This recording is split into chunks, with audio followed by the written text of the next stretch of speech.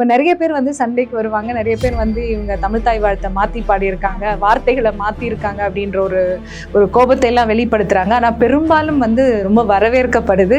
இதில் நானே எதிர்பார்க்காத ஒரு சூழல் தான் அந்த நந்தன் திரைப்பட விழாவிலே அதை போடுவாங்கன்னு எதிர்பார்க்கல. ரங்கராஜ் பாண்டே அதை பாராட்டி சொல்வார்னு நான் எதிர்பார்க்கல. இங்க தமிழ் தாய் வாழ்த்திலே பாராட்டிட்டாங்க. பிரேம் ஆரம்பிக்கிறதுக்கு முன்னாடி தமிழ் தாய் வாழ்த்து 2 நிமிஷத்துல முடிஞ்சிருமேன்னு பார்த்தா போய்கிட்டே இருக்கு. பரத கட்டம் இங்கே கேள்விப்பட்டமே அப்படின்னு அதெல்லாம் குமரி கட்டமா மாத்தி ரொம்ப நாள் ஆயிப்போச்சு. திராவிடர்கள் திருநாடு தமிழ் தலைவாதி வேற வழி இருந்துச்சு. இந்த எல்லாத்தையும் தாண்டி வந்து அவர் அண்ணன் ஒரு சந்தோஷமா புண்ணாச்சிட்டு உட்கார்ந்துருந்தார்ல, அது ஒரு நிகழ்ச்சியா இருந்தது எனக்கு. ஸோ என்னுடைய நோக்கம் என்ன அப்படின்னா, திராவிடம்ங்கிற சொல்லாடல் வெளியில எடுக்கணும்.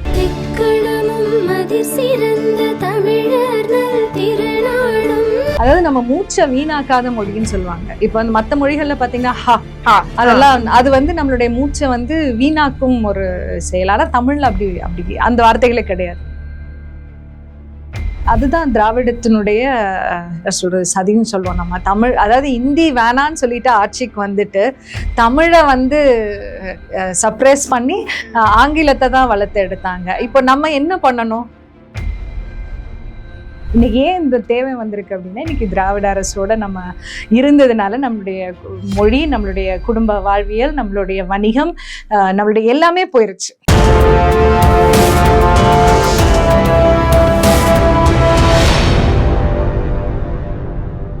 தமிழ் நேயர்களுக்கு அன்பு வணக்கம். இன்னைக்கு நம்மளோட சிறப்பு நேர்காணலுக்கு வந்திருக்காங்க தமிழ் தேசிய செயல்பாட்டாளர் இனியவள் ரஜினி மேடம். அவங்க கிட்ட இப்ப நடந்துட்டு இருக்க மாற்றங்களை பற்றி கேட்டு தெரிஞ்சுக்கலாம் வாங்க. வணக்கம் மேடம். வணக்கம். நல்லா இருக்கீங்களா? நல்லா இருக்கேன் மேடம். இப்போ ரீசெண்டா ஒரு விஷயம் நாங்க கேள்விப்பட்டோம். நீங்க ஒரு இயக்கம் ஒண்ணு ஸ்டார்ட் பண்ணிருக்கீங்க, அதாவது மீள்வோம் மீட்போம் அப்படின்ற ஒரு இது எதனை நோக்கி போயிட்டு இருக்கு மேடம்? இதனுடைய பேசிக்கான விஷயம் என்ன, கொஞ்சம் எங்க நேயர்களுக்காக தெளிவா. அதாவது இதனுடைய நோக்கம் என்ன அப்படின்னா, பல விஷயங்கள் வந்து தமிழர்கள் இழந்துட்டோம். நம்மளுடைய உரிமைகள் வந்து இழந்துட்டோம்னு நம்ம ஜென்ரலைஸ்டா பேசுறோம். ஆனா வந்து அது எல்லாமே ஒரு புள்ளியில இருந்து தான் அந்த இழப்பு வந்து ஆரம்பிக்குது. அப்ப அந்த புள்ளிக்கு மறுபடியும் போக வைக்கிறது தான் இதனுடைய நோக்கம்.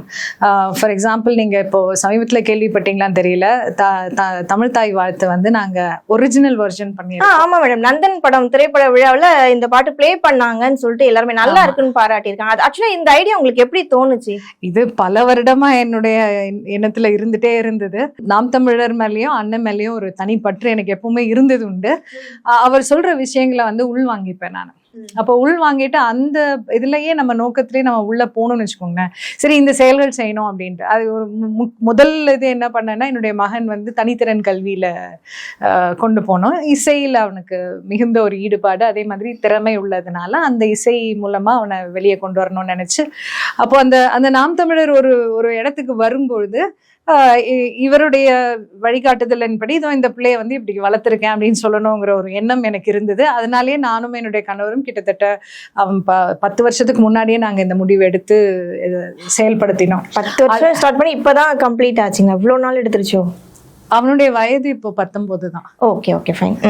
அவனுடைய 10வது வயதிலே கல்வியை நிறுத்திட்டு அதுக்கப்புறம் தான் இதை கொடுத்தோம். நாங்க கல்வியை கொடுக்கல, ரெகுலர் ஸ்கூல் கொடுக்கல. பிளான் வந்து 10 வருஷத்துக்கு முன்னாடின்னு சொல்ல வரீங்க. ஆமா. அப்போ அந்த செயல்பாடுன்னு ஒண்ணு இருக்கணும் இல்லையா? I should not be just talk. எப்பவுமே பேசிட்டு மட்டும் இருக்க கூடாது, செயல் வடிவம் கொடுக்கணும் அப்படிங்கறதுதான் என்னுடைய எப்பவுமே உள்ள ஒரு சிந்தனையா இருந்தது. அப்போ இந்த தமிழ் தாய் வாழ்த்து வந்து எனக்கு அது ஒரு நெருடலாவே இருக்கும். ஏன்னா நமக்கு திராவிடம்ங்கிற சொல் வந்து ஜீர்ணிக்கவே முடியாது. பாரதம்ங்கிறது வந்து ஓகே, பட் ஆனாலும் வந்து அந்த பாட்டு அது ஒரிஜினல் கிடையாது. இப்ப நிறைய பேர் வந்து சண்டைக்கு வருவாங்க, நிறைய பேர் வந்து இவங்க தமிழ் தாய் வாழ்த்தை மாத்தி பாடியிருக்காங்க, வார்த்தைகளை மாத்தி இருக்காங்க அப்படின்ற ஒரு கோபத்தை எல்லாம் வெளிப்படுத்துறாங்க. ஆனா பெரும்பாலும் வந்து ரொம்ப வரவேற்கப்படுது. இதுல நானே எதிர்பார்க்காத ஒரு சூழல் தான் அந்த நந்தன் திரைப்பட விழாவில் இந்த பாட்டை. அதுக்கு நீங்க டைட்டில் கூட தாய் தமிழ் வாழ்த்து அப்படின்னு கொடுத்திருக்கீங்க. ஏன்னா அது அரசாங்கத்துக்குரியதுனால தமிழ் தாய் வாழ்த்துன்னு போட நான் விரும்பல. இது தனிச்சு தெரியணும். என்னுடைய நோக்கம் என்ன அப்படின்னா, ஒரிஜினலா சுந்தரம் பிள்ளை மனோன்மணியத்துல சுந்தரம் பிள்ளை என்ன எழுதினாரோ அதை அப்படியே கொடுக்கணுங்கிறது தான் என்னுடைய நோக்கமா இருந்தது. அதனால அதை வந்து அப்படியே கிரியேட் பண்ணி கொடுத்துட்டோம். இதை செய்த ஆக்சுவலா வடிவமைச்சு என்னுடைய மகன் தான். இதோட வரவேற்பு இப்ப எப்படி இருக்கு மேடம்? நல்ல ரீச் ஆயிருக்கு. ஆக்சுவலி என்னுடைய சேனல் மீள்வோம் மீட்போம், அந்த சேனல்ல தான் வந்து இதை நாங்க பப்ளிஷ் பண்ணோம். அதுல என்னவோ 1200 தான் போயிருக்கு. பட் வெளியில பாத்தீங்கன்னா அந்த ஷேர் இருக்குல்ல, அதெல்லாம் வந்து பயங்கர மசிவா ஷேரா இருக்கு. மக்கள்கிட்ட ரொம்ப வைப் கிளப்பி இருக்கும். ஆமா, சூப்பர். அது நிறைய பேர் எனக்கே அனுப்பி பாருங்க, ரொம்ப அழகா பண்ணிருக்காங்க. அதே மாதிரி எனக்கு நிறைய திட்டுறவங்க எல்லாம் இருக்காங்க, அதே நாம் தமிழர் கூட்டத்துல, தமிழ் தேசிய கூட்டத்துல அவங்க வந்து அதை பரப்பி இருக்காங்க. இதெல்லாம் பார்க்கும்போது நமக்கு வந்து ஒரு பிரமிப்பா, எனக்கு ரொம்ப பிரமிப்பா இருந்தது. ஏன்னா நான் அது எதிர்பார்க்கல. அந்த நந்தன் திரைப்பட விழாவிலேயே அதை போடுவாங்கன்னு எதிர்பார்க்கல. ரங்கராஜ் பாண்டே அதை பாராட்டி சொல்வார்னு நான் எதிர்பார்க்கல. அண்ட் எல்லாத்தையும் தாண்டி வந்து அவர் அண்ணன் ஒரு சந்தோஷமா புண்ணாச்சிட்டு உட்கார்ந்துட்டு இருந்தார்ல, அது ஒரு நிகழ்ச்சியா இருந்தது. எனக்கு இதான் வேணும், எனக்கு இதுதான் நான் எதிர்பார்த்தது. அதாவது இதுதான் நான் கொடுக்க விரும்புறேன். நீ பெருமைப்படும் இடத்துக்கு என்ன கொடுக்க முடியுமோ அதை நான் கொடுக்க விரும்புறேன் அப்படிங்கிற ஒரு மைண்ட் செட் தான். ஏன்னா இது ஐ திங்க் இது 2வது 3வது செயல் நான் செய்யறது. செயலாவே என்னுடைய மகன் ஒண்ணு, அதுக்கப்புறம் 2-3 விஷயங்கள், அதுக்கப்புறம் இது. சோ என்னுடைய நோக்கம் என்ன அப்படின்னா, திராவிடம்ங்கிற சொல்லாடல் வெளியில எடுக்கணும். அதுல பாத்தீங்கன்னா குமரி கண்டம்னு இருக்கும், பரத கண்டம்ன்றத வந்து குமரி கண்டம், அதுதான் ஒரிஜினலா எழுதினது. அப்போ குமரின்ற போதே வந்து தொன்மை வாய்ந்தது இல்ல தமிழர்களுடைய நிலம். அந்த தொன்மை தெரிஞ்சிடக்கூடாதுங்கிறதுனாலதான் அந்த பரதம்ன்ற போட்டாங்க அப்படிங்கிறது ரியாலிட்டி. அதுக்கப்புறம் பாத்தீங்கன்னா திராவிடம் சொல்லிட்டு அதுக்கப்புறம் அடுத்த பேராகிராஃப்ல வர்ற தெலுங்கர், மலையாளம் இதெல்லாம் வந்து தமிழுடைய குழந்தைகள்ன்ற வார்த்தை வந்து எடுபடாது. அதனால அந்த 2வது எடுத்துட்டு இங்க திராவிடம்ன்றத போட்டாங்க. இது வந்து நமக்கு வந்து உடன்பாடு கிடையாது. ஏன்னா இன்னைக்கு உண்மையிலேயே அந்த வரிகளோடய நம்ம தமிழ்தாய் வாழ்த்தை பாடியிருந்தோம் அப்படின்னா, இப்போ நமக்கு எவ்வளவு பெரிய ஒரு பகை சக்தியா வந்து மாறிட்டு இருக்கு. இப்ப கர்நாடகத்துல அந்த எல்லா இடத்துலயுமே நம்ம பகையை பாக்குறோம். அந்த பகை வளர்ந்திருக்காதோங்கிற எண்ணம் எனக்கு உண்டு. அவங்க வந்து நம்முடைய தாய் தானே இது அப்படிங்கிற ஒரு நினைப்புல வருவாங்க இல்லையா. அது தெரிஞ்சிருக்கும்ல, தெரியாம போறதுனால தானே இவ்வளவு கோபம், இவ்வளவு இதெல்லாம்.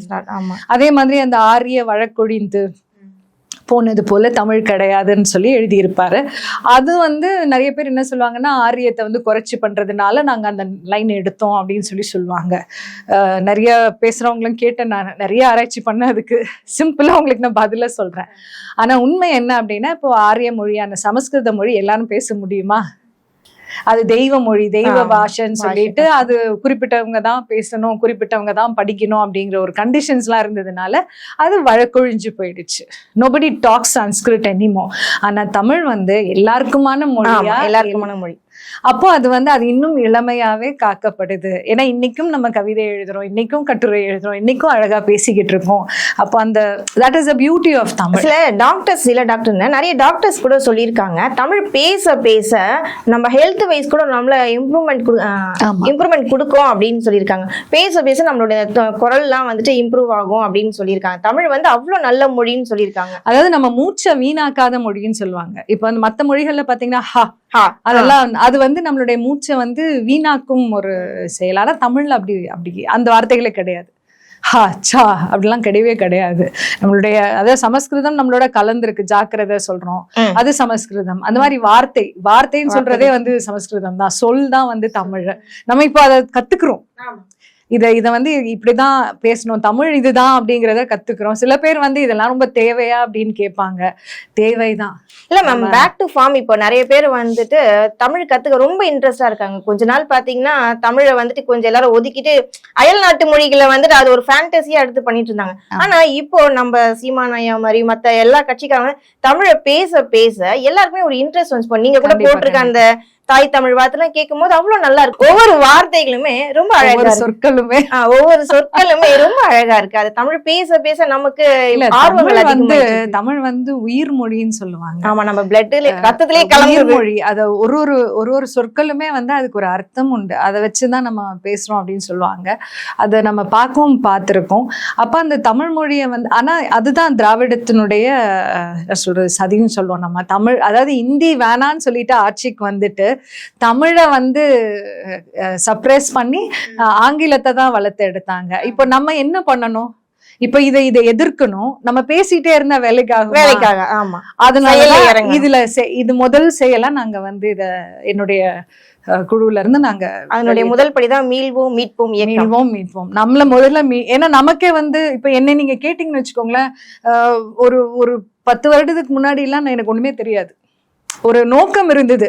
நமக்கு திராவிட அரசியல் பிடிக்கல, அப்பவே பிடிக்கல, அது நம்ம ஏத்துக்கவும் இல்லை, அது டிஎன்ஏலே கிடையாதுன்னு வச்சுக்கோங்க.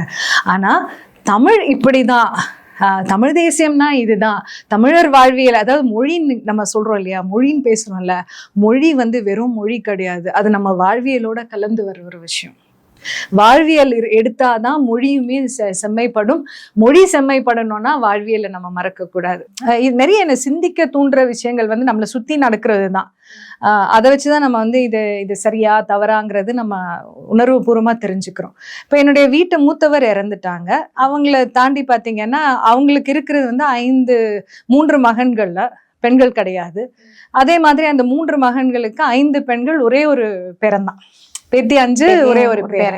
அப்போ அவங்க இறந்த பிறகு வந்து இந்த தலைக்கட்டுங்கிற ஒரு விஷயம் பண்ணணும். இப்போ நான் வந்து கொஞ்சம் இன்சிஸ்ட் பண்ணிட்டே இருந்தேன், இதை சரியா பண்ணணும் அப்படிங்கறத.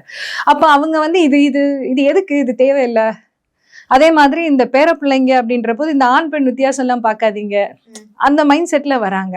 அப்போ நம்ம சிந்திக்கிறோம், இது ஏன் வந்து நம்ம இந்த பாரம்பரியத்தை நம்ம ஏன் விட்டோம், இது ஒரு பழக்கம், இந்த பழக்கத்தை ஏன் விட்டோம் அப்படின்னு நம்ம ஆராய்ச்சி பண்ணிட்டு போகும்போது இதுவுமே வந்து ஒரு திராவிட, ஏன்னா ஒரு 20-30 வருஷத்துக்கு முன்னாடி எல்லாமே சரியாதான் இருந்துச்சு. ஆமா, இப்போ காலநிலை மாற்றம்னால எல்லாமே மாறுது, பழக்க வழக்கங்கள் மாறிட்டு வருது. ஆமா, இது ஏன் வந்து நான் இவ்வளவு இன்சிஸ்ட் பண்றேன் அப்படின்னா, என்னுடைய மகள் கேக்குறாங்க, காலம் மாறி போச்சு, இனிமேல் இந்த டிசிஷன் மேக்கிங் இவங்க தான் சொல்லி அந்த தலைக்கட்டு கட்டினாதான் வந்து டிசிஷன் மேக்கர் இவங்கன்னு சொல்லணும்னு அவசியம் கிடையாது அப்படின்னு சொல்லும் போது உண்மையிலேயே வந்து எனக்கு பொட்டல அரைஞ்ச மாதிரி இருந்தது. காரணம் என்னன்னா, எது நோக்கி நம்ம போயிட்டு இருக்கிறோம். அப்ப நம்ம நியூக்ளியர் ஆயிட்டே வரும். இந்த நியூக்ளியரா வர்றது வந்து எந்த விதத்துல நமக்கு ஆபத்தை விளைவிக்கும்ன்றது தெரியல. இது வந்து மொழி சார்ந்ததுன்றதுக்கு ஆனா உதாரணம், மொழி வந்து வாழ்வியல் சார்ந்தது. ஆனா உண்மையில யோசிச்சு பாருங்க, பிராக்டிக்கலா யோசிச்சு பாருங்க, ஒரு பெண் வந்து யாருடைய பேரை சுமக்கிறா? ஹஸ்பண்டோட பேர். அப்பாவுக்கு அடுத்து ஹஸ்பண்டோடைய பேர் தானே. இப்ப நான் பெற்றெடுக்கும் பிள்ளைங்க யார் பேரை சுமக்குது? இப்ப நான் 4 பெண்கள் உள்ள குடும்பம். இப்ப எங்க அம்மா அப்பா இறந்துட்டாங்கன்னா தலைக்கட்டுன்ற ஒரு விஷயமே கிடையாது. காரணம் அந்த தலைமுறை முடிஞ்சிருச்சு. ஏன்னா ஆண்கள் தான் வந்து கடத்திட்டு போவாங்க. அப்போ கடத்திட்டு போறதுன்னா அந்த இடத்துல நம்ம என்ன நினைக்கிறோம், தலைக்கட்டுனா நம்ம என்ன நினைக்கிறோம்னா மரியாதைன்னு நினைக்கிறாங்க. நினைக்க ஆரம்பிச்சிட்டோம் நம்ம. அது மரியாதை கிடையாது, பொறுப்பு. அடுத்து நீங்க தான் அந்த மனைவி பாத்தீங்கன்னா பின்னாடி நிக்க வைப்பாங்க, மனைவியா பின்னாடி நிக்கிறாங்க. நீ முடிவெடுத்தாலும் அந்த முடிவெடுக்கிறதுக்கு உந்துதலா, சரியானதை வழி நடத்துபவளா, உனக்கு தேவையானது செய்பவளா உன் பின்னாடி அவ எப்பவுமே நிப்பா. உனக்கு துணையாக உன் மனைவி இருப்பாள். ஆமா, அந்த மாதிரி ஒரு கான்செப்ட். அதுக்குதான் வந்து அந்த மனைவி.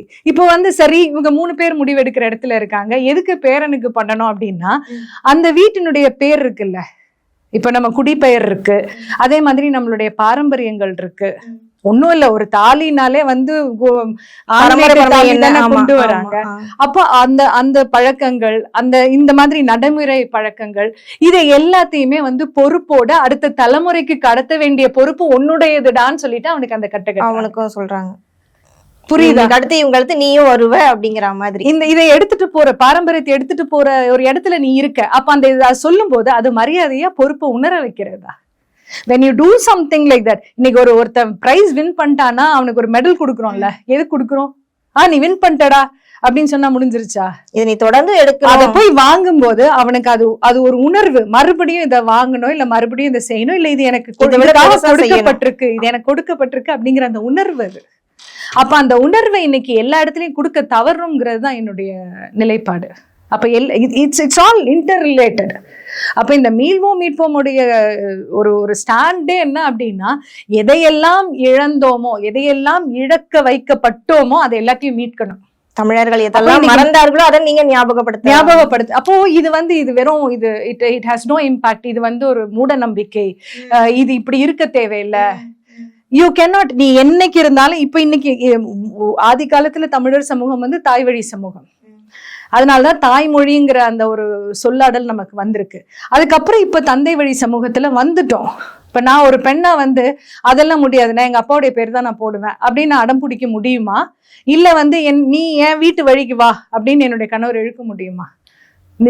ஒரு ஒரு பீஸ் இருக்குமா, ஒரு அமைதி இருக்குமா? இருக்காது. இருக்காது. அப்போ அந்த இடத்துல வந்து பெண் விட்டு கொடுக்கும் இடத்துல, ஆனா பெண் விட்டு கொடுக்கறதுனா திருப்பி அங்கேயுமே ஒரு ட்ரெடிஷன் வருது. என்ன, ஒரு பெண் ஒரு வீட்டுக்கு புகுந்த வீட்டுக்கு போறா அப்படின்னா அந்த விளக்கேற்றும் பழக்கம் இருக்குல்ல, அதனுடைய அர்த்தம் என்ன?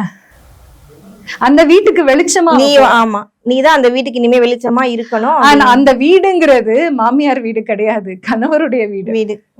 ஆனா மாமியார் வழக்கத்துல இருக்கு.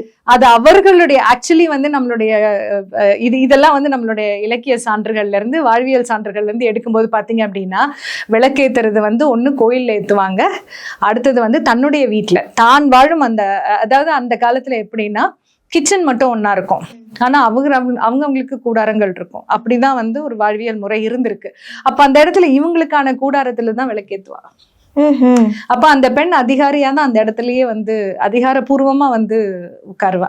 அந்த அதிகாரம் பறிக்கப்படக்கூடாது, கேட்பாரற்று போகக்கூடாதுங்கிறதுக்கு தான் இந்த தாய்மாமன் சொந்தத்தை வந்து தொடர வைக்கிறாங்க.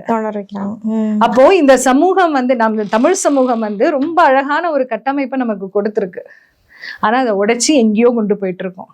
அப்ப எங்களுடைய நோக்கம் இதுதான். இப்ப அடுத்தது பாத்தீங்க அப்படின்னா, நம்மளுடைய பொருளாதாரம் நம்ம கிட்ட கிடையாது, முழுக்கவே கிடையாது. இன்னைக்கு ஹோல்சேலர்ஸ் யாருன்னு பாத்தீங்கன்னா பிற இனத்தவர் தான் இருப்பாங்க, ரீட்டைலர்ஸுமே இன்னைக்கு பிற இனத்தவர். சரி, நீங்க இந்த லோ அன்ஸ்கில்டு ஜாப் இருக்கு பாருங்க, அங்க போய் பார்த்தாலும் பிற இனத்தவர் தான் இருக்காங்க. ஏன் இந்த நிலைமை வந்துச்சு அப்படிங்கிற கேள்வி இருக்கு. சரி, அப்ப நம்ம என்ன பண்ணலாம்? அடையாளப்படுத்துவோம். தமிழர்களுக்கான ஒரு வணிக ஒரு இதையும் நம்ம வந்து மீள்வோம் மீட்போம் மூலமா நம்ம வெளியிட்டிருக்கோம். வணிகர் வீடு.com சொல்லிட்டு தமிழ் வணிகர்கள் அதுல பதிவு செய்யலாம். இப்போ அதனால உங்களுக்கு என்ன பலன் அப்படின்னா, யூ ஆர் லிஸ்டட்.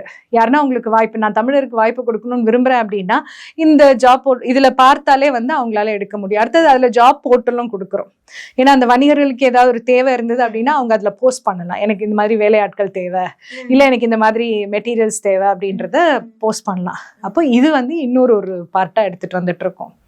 சோ இதெல்லாம் எதுக்காக அப்படின்னா, தமிழர் தேசியன்றது கூட தவறான ஒரு சொல்லாடல் தான். தமிழர் தேசிய ஒரு அமைப்பு இன்னைக்கு ஏன் இந்த தேவை வந்திருக்கு அப்படின்னா, இன்னைக்கு திராவிட அரசோட நம்ம இருந்ததுனால நம்மளுடைய மொழி, நம்மளுடைய குடும்ப வாழ்வியல், நம்மளுடைய வணிகம், நம்மளுடைய எல்லாமே போயிருச்சு. அப்ப அதுல இருந்து நம்மள மீட்டுருவாக்கம் பண்றதுக்கு என்ன பண்றதுன்னு யோசிச்சேன். ஏன்னா எங்கேயுமே பயணம் பண்ணா வந்து அவங்க காட்டுற பாதையில தான் நம்ம எடுக்க வேண்டியதா இருக்கு. சரி, நமக்கு நம்ம ஒரு பாதையை அமைச்சுப்போம் அப்படின்னு சொல்லிட்டு தான் இது பண்றோம். என்னோட கிட்டத்தட்ட ஒரு 43 பேர் பயணிச்சுட்டு இருக்காங்க. தொடர்ந்து பேசுவோம் மேடம். நீங்க நிறைய இந்த மாதிரி நல்ல நல்ல விஷயங்கள் வந்து நீங்க தமிழக மக்களுக்கும் சரி, முக்கியமா பெண்களுக்கு, அது இனிமே வளர்ந்து வரக்கூடிய பெண் பிள்ளைகளும் சரி, ஆண் பிள்ளைகளும் சரி, கத்துக்கக்கூடிய நிறைய விஷயங்கள் நீங்க தொடர்ந்து எங்களுக்கு சொல்லிக்கிட்டே இருக்கணும். நேயர்கள் இதை கேட்பாங்க, நாங்க நிச்சயம் நம்புறோம். உங்க இயக்கம் இன்னும் நல்ல வலிக்கு பெருகணும்னு நாங்க உங்களை வாழ்த்துறோம். ரொம்ப நன்றி மேடம். நன்றி.